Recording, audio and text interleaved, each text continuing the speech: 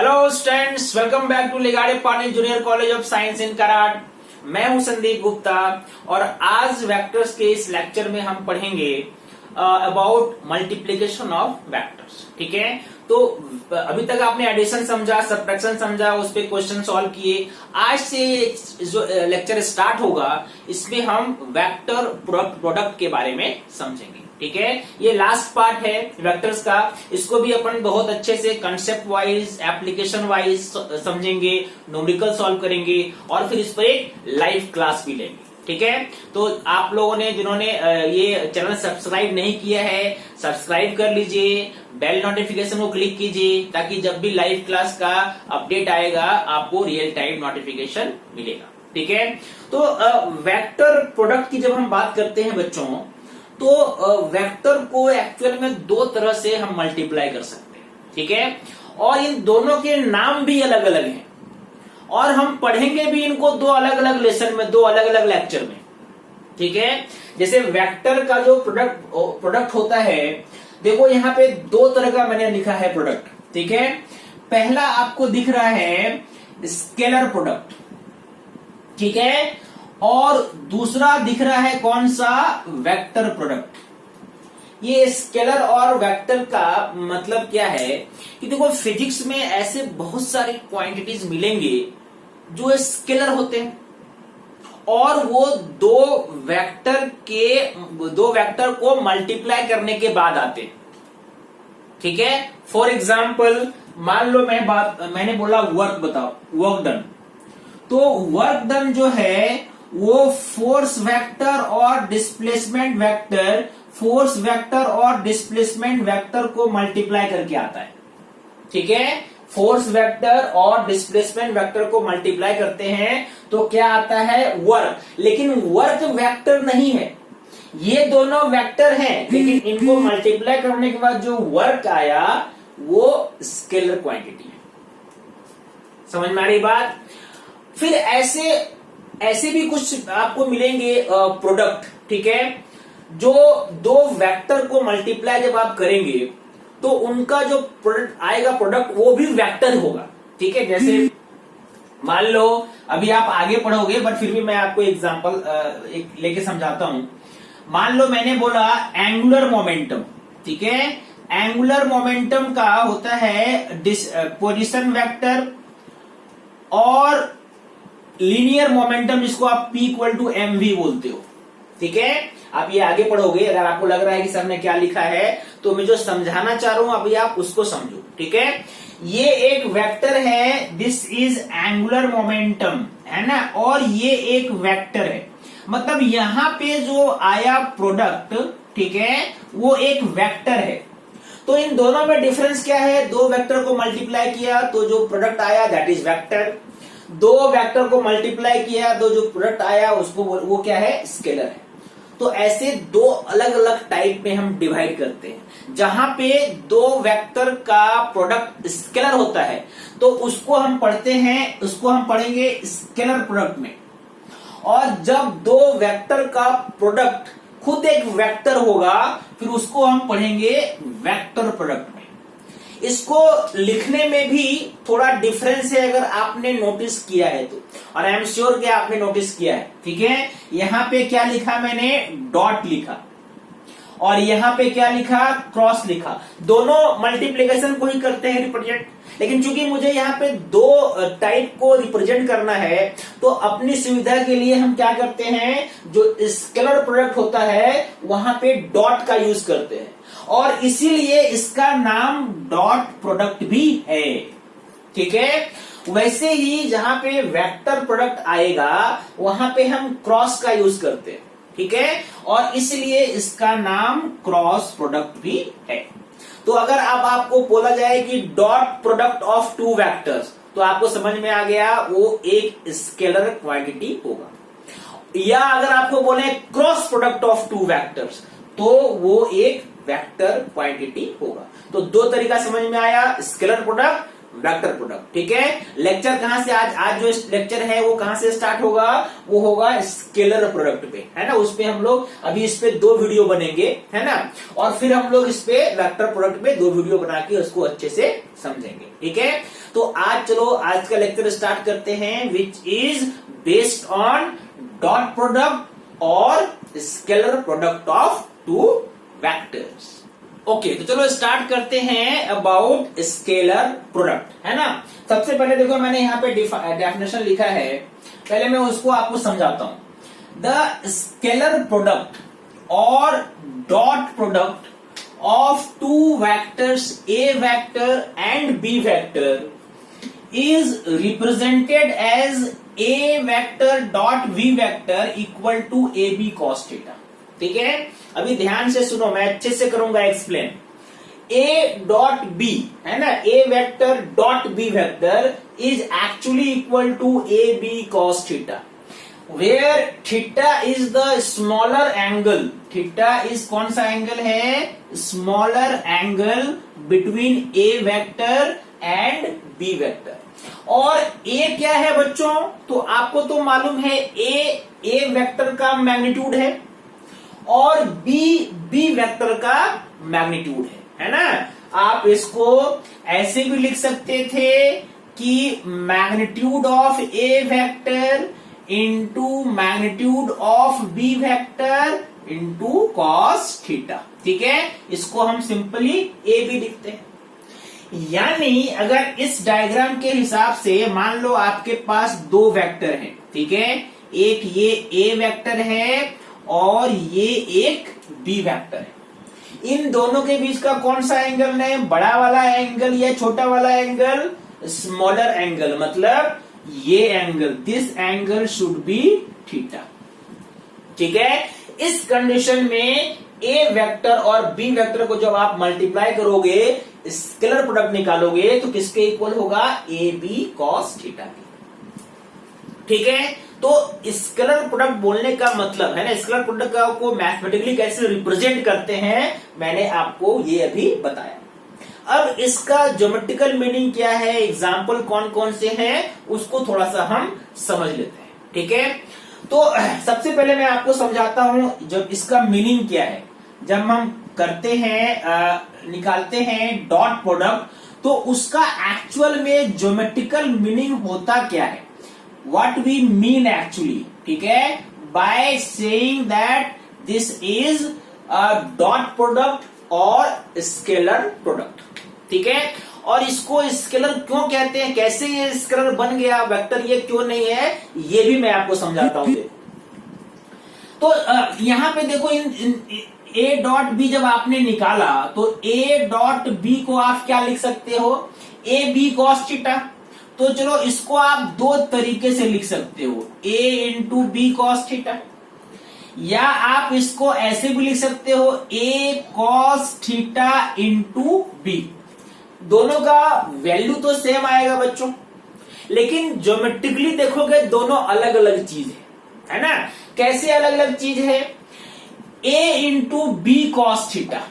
ठीक है, अब इस वाले में यहां पे ये जो डायग्राम मैंने ड्रॉ किया है उसको ध्यान से समझिए। ठीक है, ये कौन सा वेक्टर है बच्चों? ये है ए वेक्टर, और ये कौन सा वेक्टर है बच्चों? ये है बी वेक्टर। इसका लेंथ कितना है? जो इसका मैग्नीट्यूड बी है तो बी होगा, और इसका लेंथ ए है। अब अगर मैं आपको ये बोलूं कि B का कंपोनेंट A के अलोंग कितना होगा, what will be component of B in the direction of A, मतलब B को अगर आप A की तरफ घुमाओगे इधर कितना कंपोनेंट होगा, आपको वो बताना है। क्या होगा बताओ? ये क्या है? This is B। तो जब B का कंपोनेंट आप A के अलोंग लेते हो, ठीक है, तो यानी ये तो बेस है ना, तो ये क्या हो जाएगा? इसका कंपोनेंट बेस में क्या होता है? कॉस होता है। तो B का इधर कंपोनेंट क्या हो जाएगा? B cos theta. अगर किसी को ये कंपोनेंट सिस्टम नहीं समझ में आया तो देखो मैं फिर से समझाता हूं। मान लो ये B है, B को आपने दो कंपोनेंट में डिवाइड किया ऐसे, ठीक है।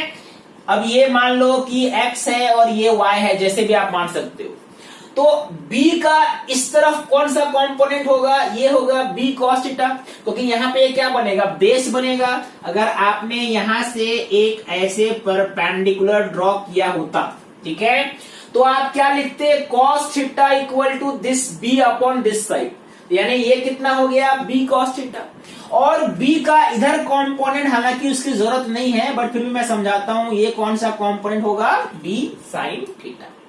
बात समझ में आई आपको? ओके। तो जब आपने प्रोडक्ट निकाला ए वेक्टर और बी वेक्टर का, तो आपने एक्चुअल में क्या मल्टीप्लाई किया, आप सोच के देखो।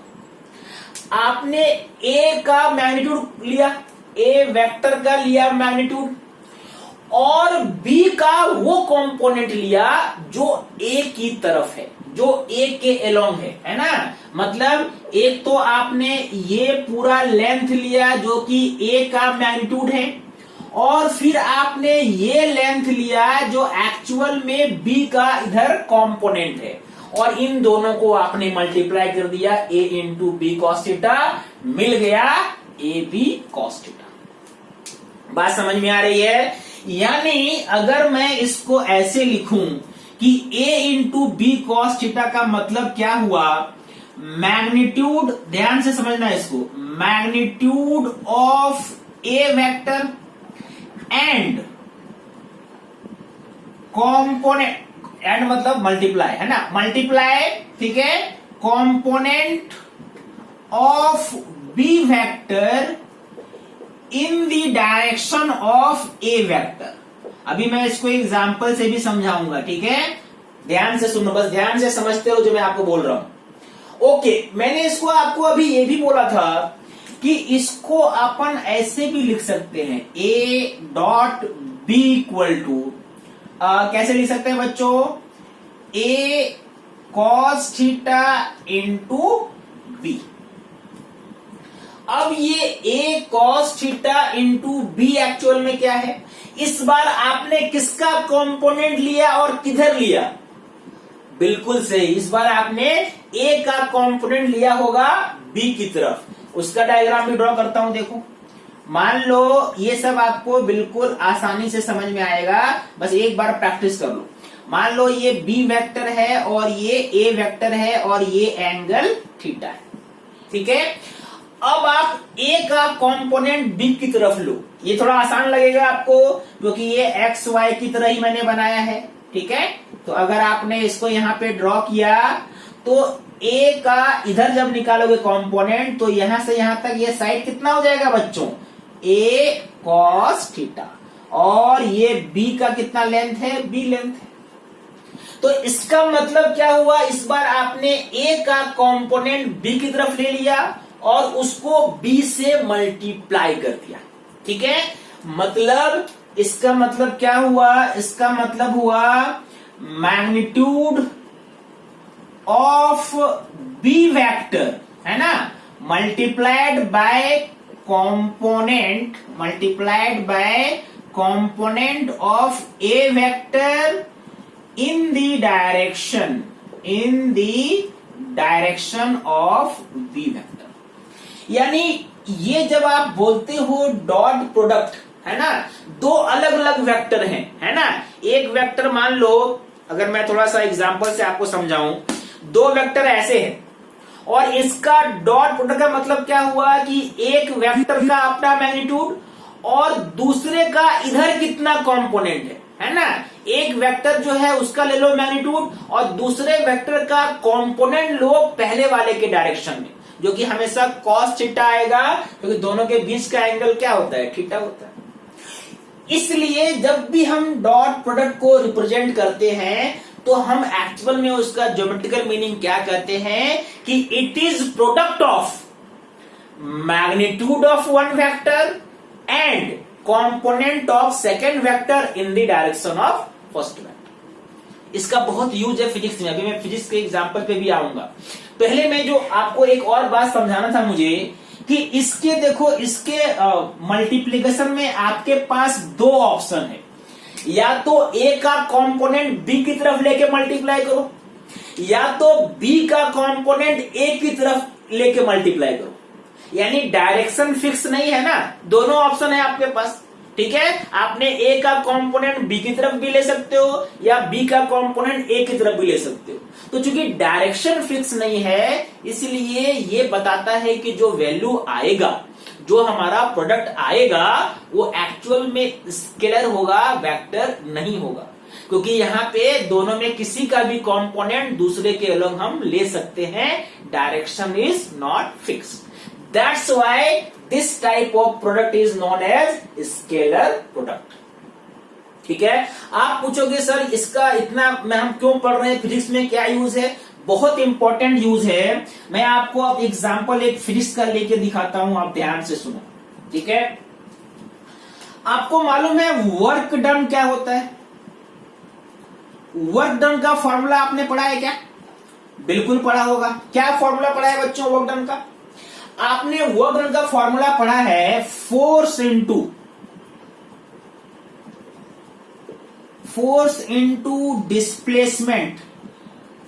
डिस्प्लेसमेंट किधर होना चाहिए? In the direction of force, यानी force into displacement in the direction of force. जब मैं बोलता हूं in the direction of force, मतलब आपने कंपोनेंट लिया है in the direction of force. बात समझ में आ रही है? यानी इसको अगर मान लो कि एक पार्टिकल पे, ध्यान से समझना, अगर मान लो एक पार्टिकल पे, ठीक है, एक लेट सपोज कि आपने F लगाया है फोर्स, ठीक है, और इसका डिस्प्लेसमेंट इधर हो रहा है S। कितना हो रहा है डिस्प्लेसमेंट? S हो रहा है, और बीच का एंगल थीटा है, तो कितना होगा वर्क डन बच्चों? क्या ये F इंटू एस डायरेक्ट करोगे, या आप देखोगे कि डिस्प्लेसमेंट फोर्स के डायरेक्शन में कितना हुआ? मतलब F और S का कंपोनेंट आप F की तरफ लोगे। ऐसा नहीं कि F और S दोनों अलग अलग डायरेक्शन में है और आपने मल्टीप्लाई कर दिया तो वर्क मिलेगा, ऐसा नहीं है। आपको वर्क डन कैसे निकालना है? Force into displacement in the direction of force, मतलब component of displacement in the direction of force. तो अगर ये S लिया है आपने, तो इधर क्या आएगा बच्चों? S cos theta. इसलिए ये क्या होता है? F into S cos theta. अब आपको समझ में आ गया, अगर ये F into S cos theta है तो एक्चुअल में इसका मीनिंग क्या होता है? फोर्स डॉट डिस्प्लेसमेंट, मतलब वर्क डन जो है का किसका डॉट प्रोडक्ट? फोर्स वेक्टर और डिस्प्लेसमेंट वेक्टर। ठीक है, थोड़ा थोड़ा फील आया होगा, अभी पूरे अच्छे से नहीं आया है, बट थोड़ा थोड़ा फील आ रहा होगा। अभी देखो इसको और अच्छे से आएगा। मैंने आपको बोला था कि ऐसा नहीं है कि आप डिस्प्लेसमेंट का कंपोनेंट फोर्स की तरफ ले सकते हैं। आप चाहो तो फोर्स का कंपोनेंट ले लो, दोनों में किसी का ले लो, या तो डिस्प्लेसमेंट का फोर्स की तरफ लो, या तो फोर्स का डिस्प्लेसमेंट की तरफ लो। अगर वो दूसरा वाला अगर आप लोगे कंपोनेंट, तो उसका भी देखो मैं बनाता हूं, हालांकि कोई ज्यादा डिफरेंस नहीं आएगा। अब आपको समझ में आ गया है? ठीक है, मान लो कि आपने इधर एक फोर्स F लगाया और बॉडी इधर डिस्प्लेस हुआ, कितना? S डिस्प्लेस हुआ, एंगल कितना है? थीटा। और आपसे पूछा जा रहा है वर्क डन बताओ। तो इस बार अभी आपने ऊपर डिस्प्लेसमेंट का लिया था कंपोनेंट फोर्स की तरफ, अब क्या करो? फोर्स का कंपोनेंट ले लो डिस्प्लेसमेंट के डायरेक्शन में और उसको डिस्प्लेसमेंट से मल्टीप्लाई कर दो। मतलब हम क्या लिखेंगे? हम यहां पे लिखेंगे force in the direction, force in the direction of displacement, displacement multiplied by क्या? डिस्प्लेसमेंट। मतलब डिस्प्लेसमेंट जिधर हो रहा है उधर कितना फोर्स लग रहा है। तो चूंकि ये F है और ये एंगल थीटा है, तो F का इधर कंपोनेंट क्या हो जाएगा बच्चों? F cos theta. तो F cos थीटा को S से मल्टीप्लाई कर दोगे तो वर्क डन क्या आया? F cos theta into S, यानी फिर से F S cos theta, that is F dot S। ठीक है, क्या आया बच्चों? Force vector dot displacement. ठीक है, तो ये एक्चुअल में मीनिंग है। जब हम ज्योमेट्रिकल मीनिंग की बात करते हैं दो वेक्टर का, उसका मतलब समझ में आना चाहिए, तभी आपको वो अच्छे से फील आएगा। दो वेक्टर का डॉट प्रोडक्ट का मतलब क्या होता है?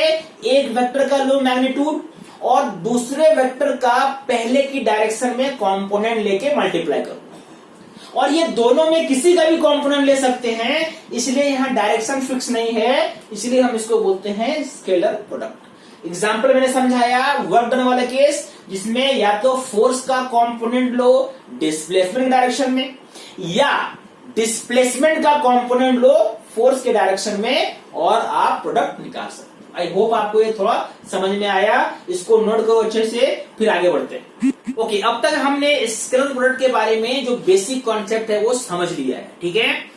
ए डॉट बी को हम क्या लिखते हैं, ए बी कॉस थीटा, जहां पे थीटा क्या है, ए वेक्टर और बी वेक्टर के बीच का स्मॉलर एंगल है। ओके, अब अगर इसमें कुछ स्पेशल केस की बात करें बच्चों, तो क्या क्या स्पेशल केस हो सकता है? हो सकता है कि थीटा जो है वो 0 डिग्री हो, थीटा क्या हो, 0 डिग्री हो। अगर थीटा 0 डिग्री है तो उस कंडीशन में ए डॉट बी क्या होगा बच्चों, क्योंकि cos 0 1 होता है, इसलिए सिंपली आप मल्टीप्लाई कर देंगे a इंटू बी, ठीक है। a डॉट बी को आप सिंपली मल्टीप्लाई कर देंगे, जो उसका मैग्नीट्यूड है, ठीक है। कहने का मतलब, अगर मैं इसको थोड़ा और समझाऊं आपको, कि मान लो एक ब्लॉक है, इस पर एक फोर्स लगा 2 न्यूटन, ठीक है, और इसके कारण पार्टिकल में डिस्प्लेसमेंट हो गया 5 मीटर का, ठीक है। किधर डिस्प्लेसमेंट हुआ, डिस्प्लेसमेंट भी उधर हुआ जिधर फोर्स लग रहा था। ध्यान से देखना, डिस्प्लेसमेंट वेक्टर उतना ही उधर ही है जितना जिधर क्या है, फोर्स वेक्टर। तो एंगल क्या है, 0। तो इस कंडीशन में अगर आपको वर्क डन निकालना हो तो सिंपली 5 इंटू 2 करोगे तो आंसर आएगा 10 जूल्स, ठीक है। ये कंडीशन है जब एंगल ए और बी के बीच में 0 है, ठीक है। इसको एक और तरीके से समझो, मान लो कि ए वेक्टर जो है वो 2i है, और एक दूसरा वेक्टर है बी वेक्टर, वो है 5i, ठीक है। और मैंने बोला ए वेक्टर डॉट वी वेक्टर बताओ कितना होगा, मतलब आपको क्या निकालना है, 2i cap dot 5i cap. तो बच्चों आपको ये यहाँ पे डायरेक्शन थीटा कुछ नहीं दिया हुआ है, लेकिन चूंकि आपने यूनिट वेक्टर का कॉन्सेप्ट अच्छे समझा है, तो आपको मालूम है कि दोनों वेक्टर का डायरेक्शन पॉजिटिव एक्स एक्सिस की तरफ है, क्योंकि उधर ही हम आई कैप यूनिट वेक्टर लेते हैं। यानी this is also directed along x positive direction of x axis, it is also directed along positive direction of x axis. तो सेम डायरेक्शन हो गया ना, यानी आई डॉट आई, अगर ये आई है और ये आई है, तो जो कि सेम डायरेक्शन है, तो सिंपली आप क्या करेंगे, दोनों के मैग्नीट्यूड को ओनली मल्टीप्लाई कर देंगे। मतलब इसका कितना मैग्नीट्यूड है बच्चों, इसका मैग्नीट्यूड है कितना, 2 है, और इसका कितना है 5, तो आप क्या लिखेंगे 10। आप बोलोगे आई डॉट आई क्या हो गया, आई डॉट आई 1 हो गया। क्यों, क्योंकि चूंकि स्केलर प्रोडक्ट है ना, तो इसके आंसर में आई जे कैप नहीं आना चाहिए, है ना, वो तो वेक्टर में आता है, इसलिए सिर्फ आपको मैग्नीट्यूड को मल्टीप्लाई करना है, 2 इंटू 5 10। अगर मान लो कि मैंने बोला चलो भाई ए वेक्टर जो है वो 4j है, और दूसरा वेक्टर जो है वो 2j है, तो ए डॉट बी क्या होगा, ठीक है। फिर से चूंकि ये दोनों सेम है ना, और सेम डायरेक्शन में है along positive direction of x axis, तो 4 इंटू 2 आप यहां पे क्या लिखेंगे, 8 लिखेंगे। क्या लिखेंगे, 8 इज द आंसर। इसमें कोई आपको आई जे के नहीं लगाना है। अगर मैंने बोला कि ए वेक्टर जो है वो 6k कैप है, और बी वेक्टर जो है वो 5k कैप है, और मैंने पूछा आपसे ए डॉट बी बताओ, तो आप क्या लिखोगे, सिर्फ 30 लिखो, ठीक है, because both are directed along positive direction of Z axis. यानी अगर मैं इस यहां पे आपको कभी भी ऐसा फॉर्मूला आए, आई डॉट आई तो इसका मतलब 1 होता है, जे डॉट जे इसका मतलब 1 होता है, के डॉट के इसका मतलब भी 1 होता है। ये कॉन्सेप्ट याद रखिए, इसलिए मैंने आई जे के का एग्जांपल लिया। That is the case when angle is zero. Angle क्या है? जीरो है। ठीक है, थोड़ा समझ में आया आपको? ओके। दूसरा कंडीशन क्या हो सकता है बच्चों? दूसरा कंडीशन हो सकता है कि थीटा मान लो 90 डिग्री हो। थीटा क्या हो? 90 डिग्री हो। तो थीटा जब 90 कर दोगे तो ए डॉट बी जीरो हो जाएगा। ऐसा क्यों? क्योंकि cos 90 जीरो होता है, इसमें कोई रॉकेट साइंस नहीं है ना। cos 90 जीरो होता है, इसलिए ए डॉट बी क्या आएगा? जीरो आएगा। ठीक है, इसके कुछ एग्जांपल्स करता हूं, देखो। इसको नोट कर लिया ना आपने? ठीक है। अब देखो, अगर एंगल दो वेक्टर ऐसा लेंगे जिसके बीच का एंगल जो है वो 90 डिग्री है ना। तो मैंने वर्क डन का एग्जांपल ही लेते हैं। चलो, मान लो कि आपको एक ब्लॉक ऐसा दिया हुआ है कि इस ब्लॉक पे ऊपर एक फोर्स लग रहा है F इक्वल टू 10 न्यूटन। ठीक है, और बॉडी में मान लो डिस्प्लेसमेंट इधर हो रहा है 5 मीटर।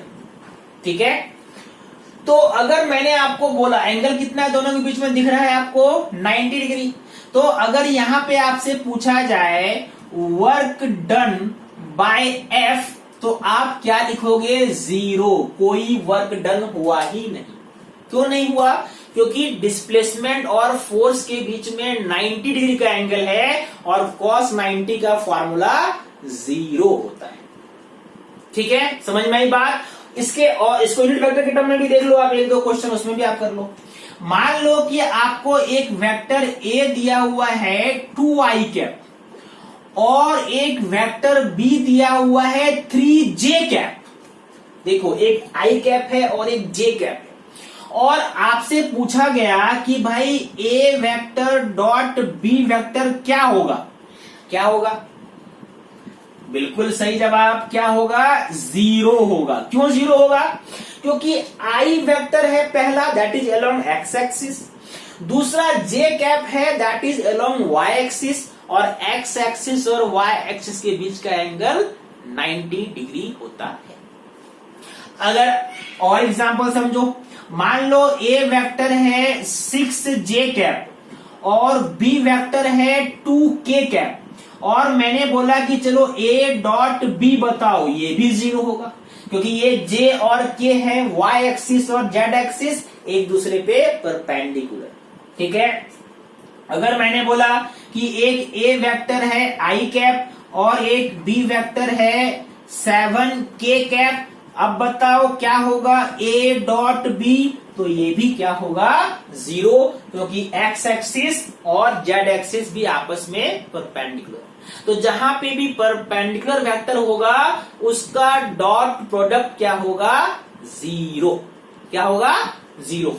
ओके, यानी अगर मैं यहां पे एक ऐसा लिखूं फॉर्मूला कि आई डॉट जे जीरो होगा, ठीक है, जे डॉट के जीरो होगा, या के डॉट आई जीरो होगा, है ना। तो या इसको उल्टा भी लिख सकते थे आप इसको ऐसे भी लिख सकते थे, जे डॉट आई जीरो होगा, है ना, के डॉट जे भी जीरो होगा, आई डॉट के जीरो होगा, क्योंकि सबके बीच एंगल कितना है? 90 डिग्री। बहुत इंपॉर्टेंट रिजल्ट है, इसको आप अच्छे से समझिए। ठीक है, ओके। अगर मैं मान लो थर्ड केस में जाते हैं, अगर हम थर्ड केस में जाते हैं, मान लीजिए थीटा आप लेते हो 180, तो सबको मालूम है कि 180 ले लोगे तो cos 180 -1 होता है, तो क्या हो जाएगा? -AB cos theta. कुछ नहीं है, सिंपल सी बात है इसमें। ठीक है, इसका एग्जांपल आप देख लो।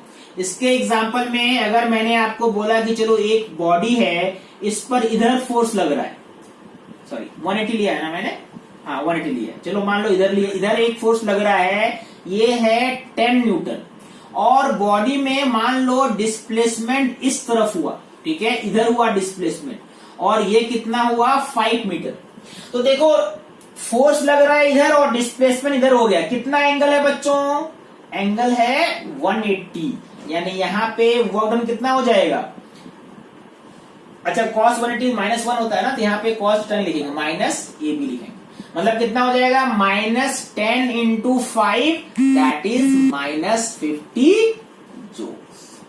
तो ये सब कुछ स्पेशल केसेस हैं जहां पे आप वर्क डन स्केलर प्रोडक्ट निकाल सकते हो दो वेक्टर के बीच, है ना। नोट करो इसको। चलो अब अगर मान लो दो वेक्टर, अभी तक हमने ए वेक्टर और बी वेक्टर हम लिख रहे थे, अगर वेक्टर मान लो प्रॉपरली 3 डायमेंशन में है और यूनिट वेक्टर के फॉर्म में है, तो कैसे हम दो वेक्टर को का प्रोडक्ट निकाल सकते हैं। कौन सा प्रोडक्ट निकाल सकते हैं, स्केलर प्रोडक्ट। जैसे कि मैं क्या बोल रहा हूं, मान लो कि एक वेक्टर ए है, इसको ऐसे लिखा हुआ है ए X I cap plus A Y J cap plus A Z K cap. ठीक है, ए एक्स इसका एक्स कॉम्पोनेंट होगा, ए वाई इसका वाई कॉम्पोनेंट होगा और ए जेड इसका जेड कॉम्पोनेंट होगा। और एक दूसरा वेक्टर है, मान लो बी वेक्टर। ठीक है, this is B X I cap plus B Y J cap plus B Z K cap, ऐसा है। ठीक है, आपको क्या फाइंड करना है बच्चों, आपको फाइंड करना है ए डॉट बी।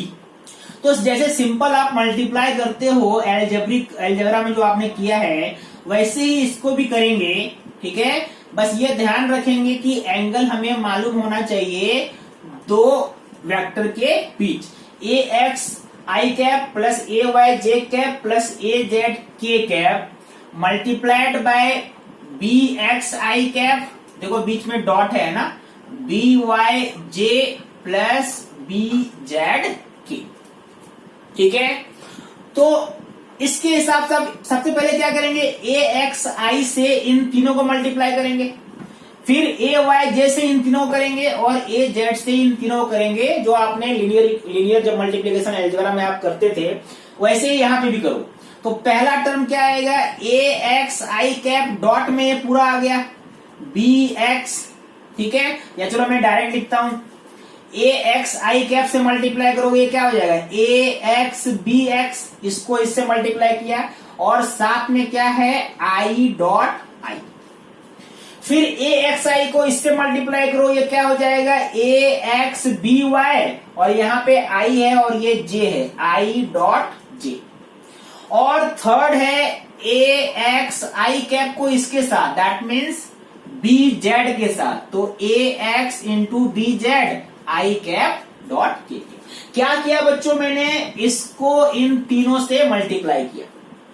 अब बारी किसकी है, अब बारी इसकी है, इससे मल्टीप्लाई करते हैं फिर से इन तीनों को। क्या आएगा, पहला ए वाई बी एक्स, पहला क्या आएगा बच्चों, A Y B X J dot I. दूसरा क्या आएगा, A Y B Y J dot J. और तीसरा क्या आएगा बच्चों, A Y B Z J dot K. इसका भी काम तमाम हो गया। अब आपको इस थर्ड वाले से इन तीनों को मल्टीप्लाई करना पड़ेगा, वो करते हैं, नीचे देखो। पहला क्या आएगा, ए जेड बी एक्स के डॉट आई, और दूसरा क्या आएगा, ए जेड बी वाई के डॉट जे, और तीसरा टर्म बच्चों क्या आएगा, ए जेड बी जेड के डॉट के। आप क्या बता सकते हो कौन कौन सा जीरो होगा, जहां पे भी एंगल 90 दिख जाए उसको जीरो कर दो। जैसे देखो आई और जी के बीच एंगल 90 है तो ये जीरो होगा, आई और के के बीच एंगल 90 होता है, ये भी जीरो होगा। जे डॉट आई के बीच भी एंगल 90 है, ये भी जीरो हो गया। जे डॉट के बीच एंगल 90 है, ये भी जीरो हो गया। के डॉट आई के बीच भी एंगल 90 है, ये भी जीरो और ये भी जीरो बच्चों, क्योंकि यहाँ के और जे के बीच भी angle 90 degree. I dot I के बीच में होता है कितना एंगल, जीरो, और आई डॉट आई मैंने बताया था 1 होता है। जे डॉट जे भी 1 होगा और के डॉट के भी 1 होगा। यानी आंसर क्या आया, ये 3 टर्म बचे बस। कौन कौन से, ये बच गए A X B X plus A Y B Y plus A Z B Z.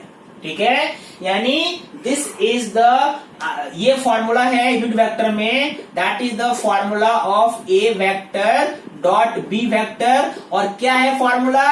A X B X plus A Y B Y plus A Z B Z. ठीक है, आप बोलोगे सर एक एग्जाम्पल हो जाए और अच्छे समझ में आता है ना आपको एग्जाम्पल से, तो छोटा सा एग्जाम्पल ले लेते हैं। चलो मान लो कि एक वेक्टर है 2i plus 3j minus 4k, ठीक है, और एक दूसरा वेक्टर है 3i minus 2j minus 5k। और बच्चों आपको निकालना है a डॉट b। क्या करना है? ए एक्स इंटू बी एक्स। ए एक्स मतलब ए का एक्स कॉम्पोनेंट और बी एक्स मतलब बी का एक्स कॉम्पोनेंट। तो ये क्या हो जाएगा? 2 इंटू 3 प्लस ये क्या है?